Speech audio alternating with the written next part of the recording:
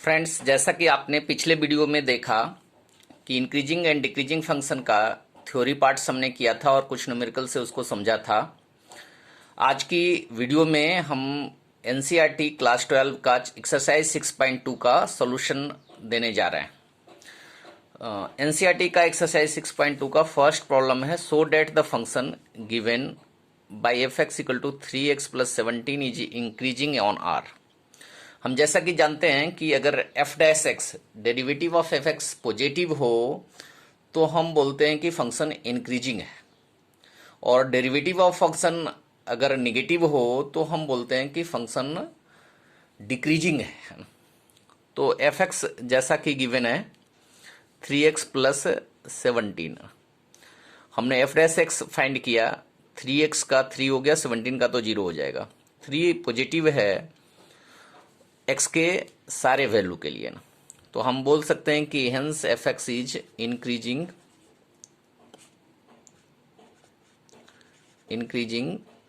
इन are है ना। तो ये पहला क्वेश्चन हो गया। दूसरे प्रॉब्लम को समझें, so that the function given by f x equal to e to the power 2x is increasing on R. यहां भी हम डेरिवेटिव फाइंड करेंगे, एफ एक्स का एफ डैश एक्स फाइंड करेंगे। F dash x e to the power 2x का differentiation e to the power 2x और into 2x का differentiation 2 e to the power 2x आया। एफ डैश एक्स अपना आया 2 e to the power 2x। अब 2 e to the power 2x always positive होता है ना। अब जैसा कि जानते हैं x की निगेटिव वैल्यू पुट करेंगे तो मान लिया ई टू दी पावर -2, x की वैल्यू -1 भी पुट करेंगे तो भी पॉजिटिव होता है ना, क्योंकि 1 by e to the power 2 करेंगे पॉजिटिव की है ना, पॉजिटिव वैल्यू होती है तो ऑलवेज पॉजिटिव होगा। तो हम बोल सकते हैं so f x is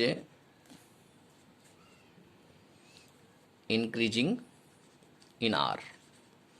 F x x के हर रियल वैल्यू के लिए इंक्रीजिंग है। तो ये पहला और दूसरा क्वेश्चन आप समझे।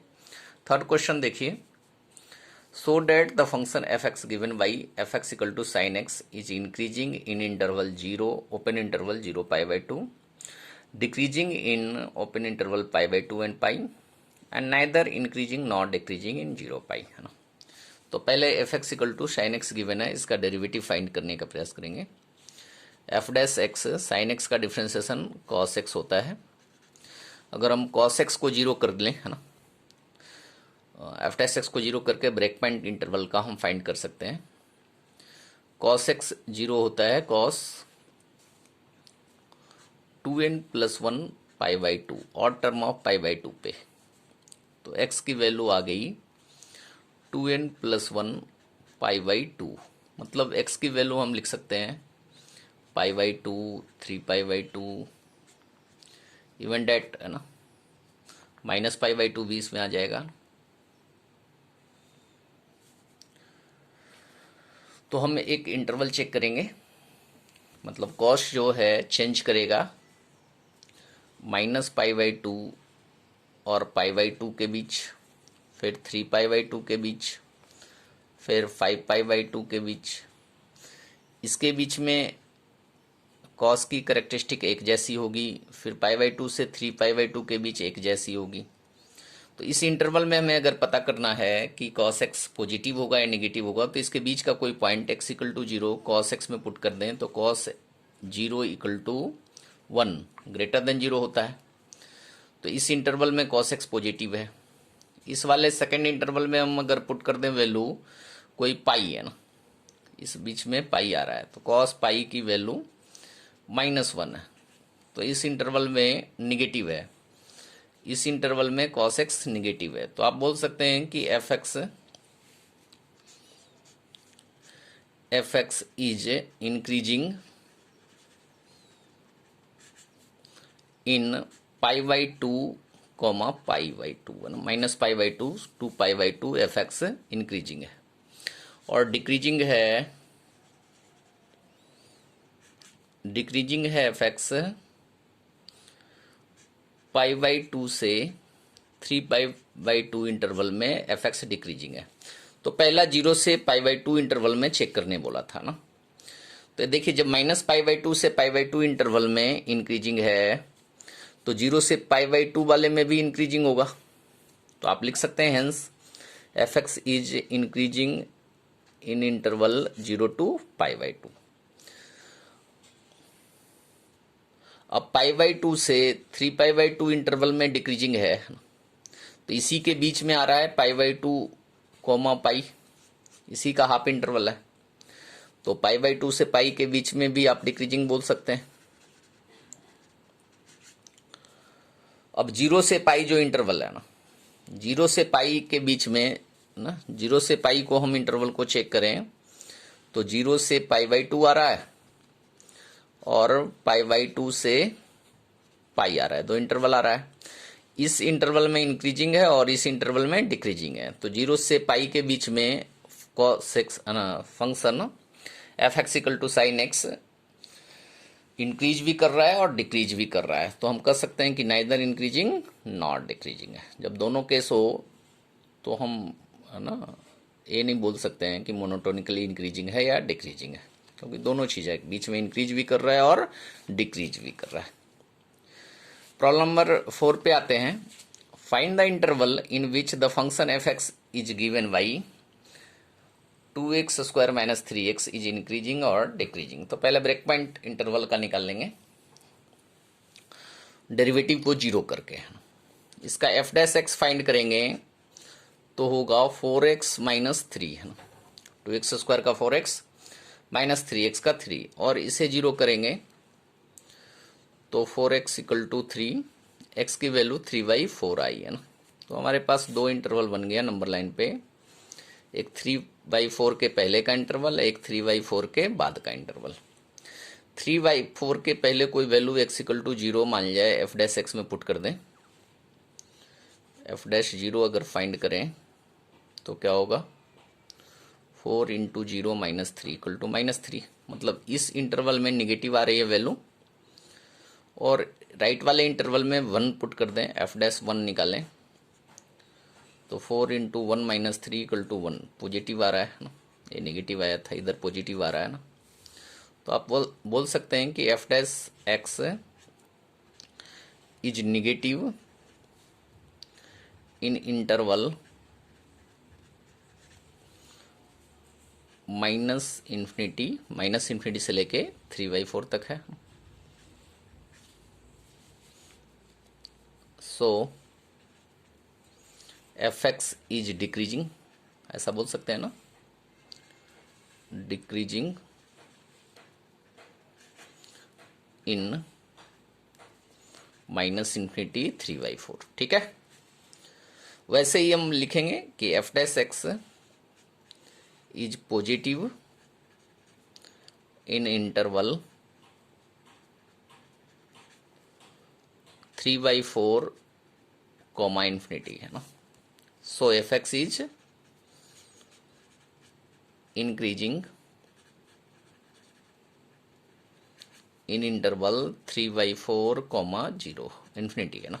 3/4 से लेके इन्फिनिटी तक इंक्रीजिंग होगा और -∞ से 3/4 तक डिक्रीजिंग होगा। उम्मीद है समझ में आ गया होगा ये प्रॉब्लम। इसको अपने तरीके से अच्छे तरीके से भी लिख सकते हैं। नेक्स्ट प्रॉब्लम है 5। फंक्शन दे रखा है f(x) = 2x³ - 3x² - 36x + 7। इसका f'(x) अगर फाइंड करते हैं हम तो ये हो जाएगा 6x² - 6x - 36 = 0। इसको 0 कर देना। इसका फैक्टर करके हम रूट फाइंड करेंगे, x की वैसी वैल्यू जहाँ पे f'(x) 0 हो। इसको फैक्टर करेंगे तो ये आएगा -3x + 2x - 6 = 0। इसका फैक्टर आएगा x - 3 × x + 2 = 0। x की हमारी दो वैल्यू आ गई, 3 - 2 है ना। x की वैल्यू को 3 - 2 को नंबर लाइन पे अगर दिखाएंगे तो -2 इधर आएगा और 3 इधर आएगा। इंटरवल की बात करें तो यहाँ पे 3 इंटरवल बनेगा, माइनस इन्फिनिटी से लेके -2 तक का इंटरवल, -2 से लेके 3 तक का इंटरवल, और 3 से लेकर इन्फिनिटी तक का इंटरवल है ना। तो 2 x की वैल्यू आती है जहाँ पे एफ डैश एक्स 0 है, तो इससे 3 इंटरवल बनता है। अगर 10 वैल्यू आएगी एफ डैश एक्स की वैल्यू एफ डैश को 0 करने पे, तो 11 इंटरवल बनेगा ना। जितना x की वैल्यू आएगी उससे एक ज़्यादा इंटरवल बनेगा।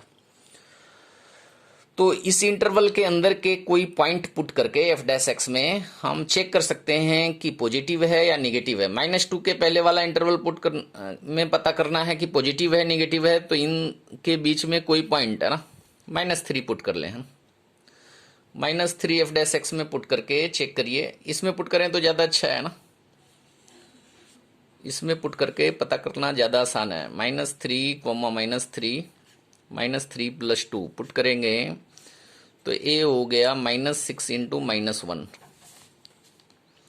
= 6 > 0, ए पॉजिटिव आ गया ना। -∞ से -2 इंटरवल में पॉजिटिव आ गया। वैसे ही -2 से 3 के बीच में कोई वैल्यू हम 0 पुट करेंगे तो एफ डैश 0 निकलेगा। किसी में भी पुट कर दीजिए। 6 × हम 0 पुट करेंगे तो -3, इसमें 0 पुट करेंगे तो 0 + 2 2, -36 < 0 आ गया ना। 6 को लेके भी चल सकते हैं, 6 को लेके नहीं भी चल सकते हैं, उससे कोई दिक्कत नहीं है, इससे कन्फ्यूजन नहीं वाली कोई बात नहीं है। तो निगेटिव आ गया ना, इस इंटरवल में निगेटिव आ गया। ऐसे ही इस इंटरवल में पुट करेंगे तो पॉजिटिव आएगा। तो इधर इंक्रीजिंग हो गया, इस इंटरवल में डिक्रीजिंग हो गया, इंक्रीजिंग डिक्रीजिंग, और फिर ये इंक्रीजिंग हो गया। तो पूछ रहा है कि किस इंटरवल में इंक्रीजिंग है, तो इंक्रीजिंग पहले वाले इंटरवल में -∞ से 2 वाले में, और एक इंक्रीजिंग है 3 to ∞ में, है ना। तो ए का जवाब हो गया F x is increasing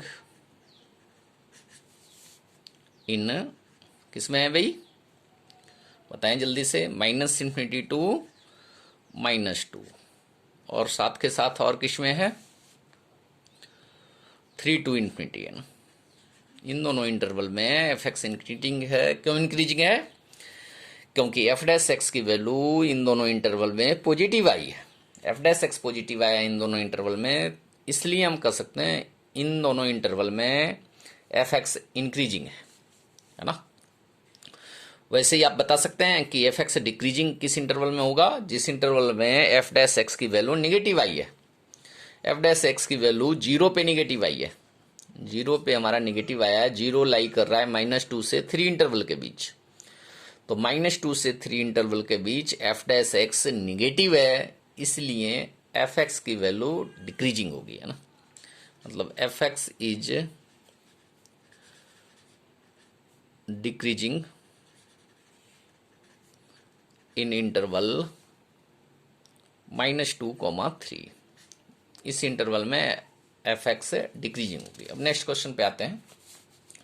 next 6 है, बहुत सारे फंक्शन दिए हुए हैं, इसमें इंटरवल फाइंड करना है जिसमें फंक्शन इंक्रीजिंग हो या डिक्रीजिंग होगा। पहला क्वेश्चन हम देखते हैं, x² + 2x - 5 है ना, ए पार्ट है।